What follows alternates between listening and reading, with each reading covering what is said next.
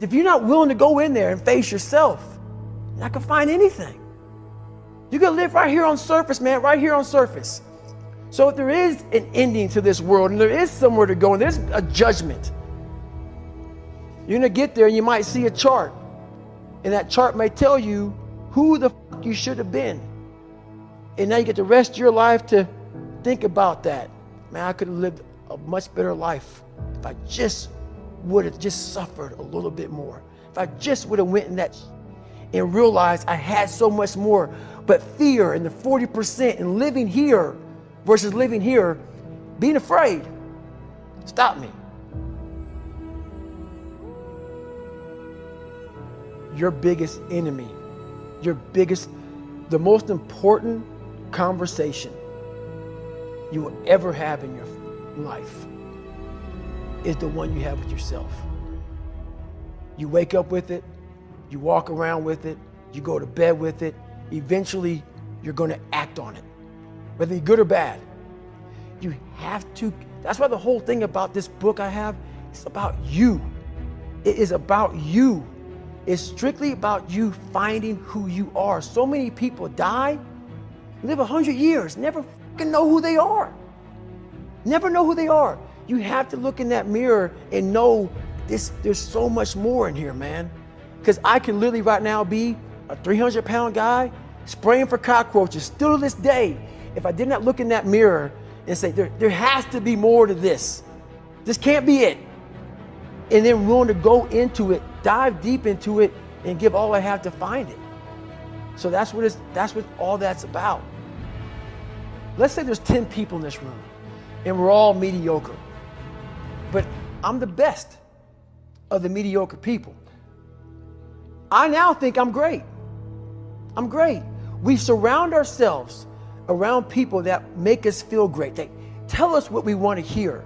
The second we put ourselves amongst the uncommon people, we don't like that feeling, that challenging feeling of that person who's waking up at 3:30 in the morning and say, hey, push your shit on, we're going for a run. We don't like that challenge. We like that person who says, hey, you know what, man, I don't feel good today, man. And they say, oh, it's okay, brother. We'll take a day off, man. We'll get a pizza and watch the game. We like that. We love that feeling. Why? Because you understand, man, we're good, bro. We don't want that motherfuckers like this. Hey, man, no, bro. Get your fucking shit on, man. Stop being a punk. We don't want that in our lives. We don't want that person who's constantly challenging our weaknesses. We want that person who's constantly, making us feel nice and good and secure in ours. That's the mediocrity of life. We want to be the best amongst the average people. People wonder, how do you stay hungry all the time? Because after I accomplish something, I don't sit back like a lot of guys who graduate buds, graduate this, graduate that. They get comfortable. They wonder why I'm getting weak, man. I don't know, I lost my edge. What's going on? Because once you hit the top of the fucking mountain, guess what happened? I'm good. I'm good, so you wonder why you're falling down now. Because once you reach the top of the mountain, you gotta build another one. That's mediocrity. There's a lot of people in mediocrity who have a nice resume, but they're one-timers, man. They hit a one-time deal, they busted it open, got a lot of money, but they're good. You're mediocre now, man. What are you fucking doing today, tomorrow, the next fucking day? That's why I don't listen to theorists. I don't listen to all that bullshit.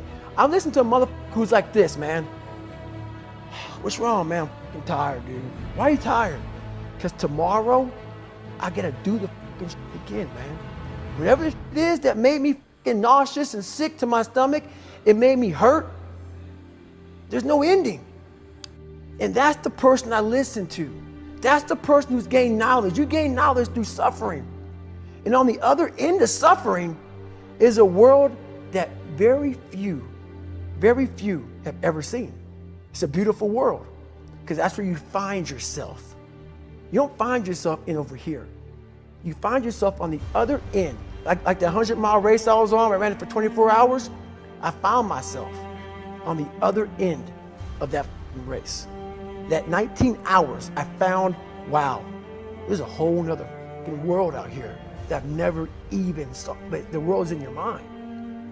And that's what all that mediocrity is about. The mind has the tactical advantage over you.